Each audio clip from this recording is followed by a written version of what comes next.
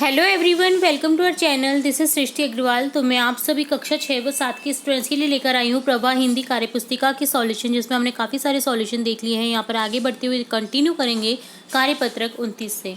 तो यहाँ पर सबसे पहले कार्यपत्रक 29 का सॉल्यूशन देखेंगे, जिसमें क्वेश्चन फर्स्ट है, रिक्त स्थानों में उचित संबंध बोधक शब्द लिखकर वाक्य पूरा कीजिए।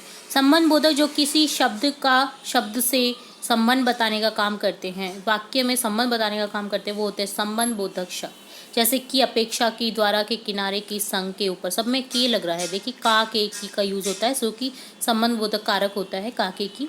ठीक है। छत, रिक्त स्थान, मुर्गा बैठा है। अब छत के ऊपर बैठेगा तो यहाँ हो जाएगा छत के ऊपर मुर्गा बैठा है। संबंध बता रहा है छत का और मुर्गे का। ठीक है। नदी के किनारे साधु की कुटिया है। साधु की कुटिया और नदी के संबंध है कि वो किनारे पे है। ठीक है। मोहिनी अपने भाई के संग स्कूल जाती है। मुझे सेब की अपेक्षा आम पसंद है।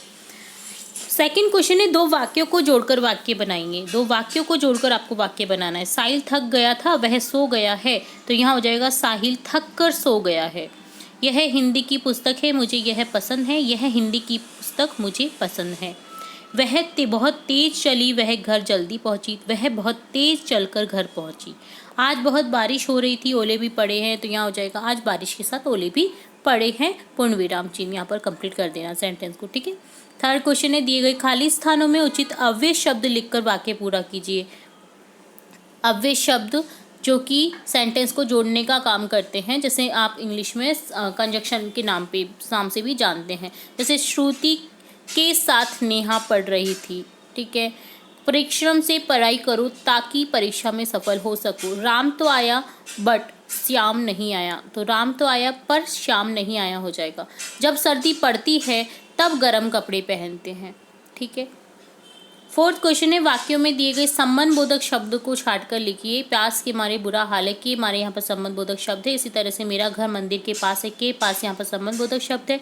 मैं गोपाल के बिना नहीं जाऊंगी, के बिना यहाँ पर संबंध बोधक शब्द है।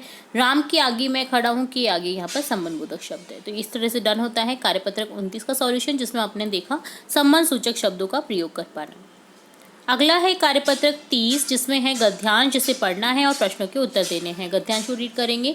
हम पुराने शहर में बनी ऐतिहासिक हवेलियों को देखने के लिए भूल भुलैया जैसी गलियों में पहुंचे। गाइड के मार्गदर्शन में बढ़ते हुए हमने भी पटवों की हवेली, सालम शेख की हवेली, नथमल की हवेली देखी। ये हवेलियाँ करीब 300 साल पुरानी है। ये हवेलियाँ देखने में अद्भुत हैं। ये हवेलियाँ गर्मियों में ठंडी और जाड़ों में गर्म रहती हैं। हवेलियाँ बहुत ही सुंदर लगती हैं। देखिएगा आप, हमारे गांव में भी हमारी एक हवेली थी, जिसमें अब कोई नहीं रहता है और वो वीरान पड़ी है। तो मन करता है वहाँ पर जाके रहने का, क्योंकि हवेलियों में रहने का मज़ा ही कुछ और है। तो यहाँ पर देखिए हवेलियों के बारे में बताया गया है। गाइड का कार्य होता है, क्या कार्य होता है गाइड का? मार्गदर्शन करना। ऑप्शन सेकंड करेक्ट हो जाएगा। पुराने शहर की हवेली कितनी पुरानी थी? 300 वर्ष पुरानी। प्रमुख हवेलियों के नाम लिखिए। प्रमुख हवेलियों के नाम, पटुओं की हवेली हो गया, सालम सिंह की हवेली हो गई, नथमल की हवेली हो गई। फोर्थ क्वेश्चन है, ऐसा क्यों होता है कि हवेलियाँ गर्मियों में ठंडी और जाड़ों में गर्म रहती है? जानकारी लिखिए।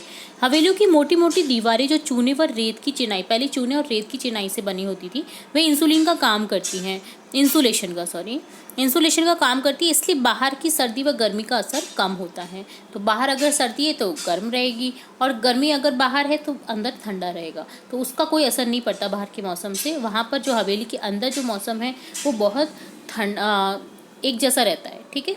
ऐतिहासिक शब्द का अर्थ बताकर वाक्य में प्रयोग कीजिए। ऐतिहासिक का अर्थ होता है, इसमें देखिए प्रत्यय का भी उपयोग हुआ है। इतिहास धन एक, जिसमें एक प्रत्यय लगा है, जिससे ई बन गया है, ए बन गया है, और लास्ट में जो से है इतिहास का से, उसमें एक प्रत्यय लग गया है, जिससे छोटी की मात्रा लगा देंगे से में और कै लगा देंगे। तो इसका अर्थ है अर्थ इतिहास से संबंध रखने वाला। ठीक है।